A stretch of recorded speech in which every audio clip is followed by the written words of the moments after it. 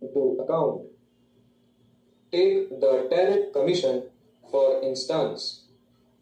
It goes into the cost of production of the indigenous production and also finds out the import price of an imported product.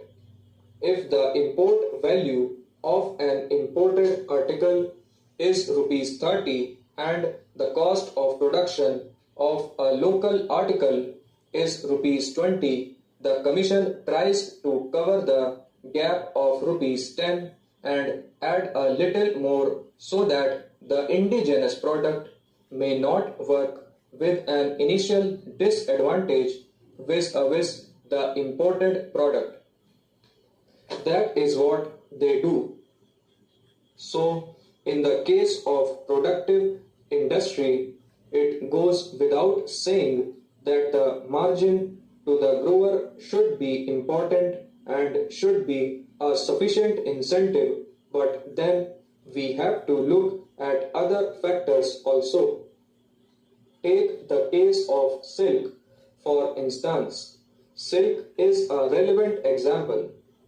Supposing we stop all imports, the growers might get rupees 58 or rupees 60 per pound, whereas the tariff commission price would be round about rupees 32 per pound, giving a margin for the handicap sustained by local production. If prices soar high, they have a deleterious effect on industry, though for the time being, persons in charge of particular concerns may profit by it today and tomorrow.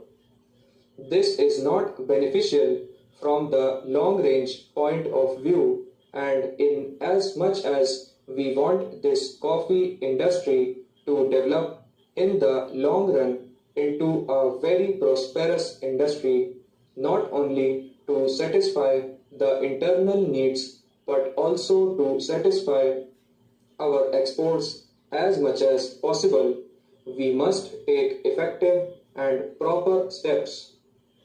Just as we must see to it that the grower gets a proper margin, it is equally important to see that the grower's prices are not such as would result in prejudice to the particular industry in the long run.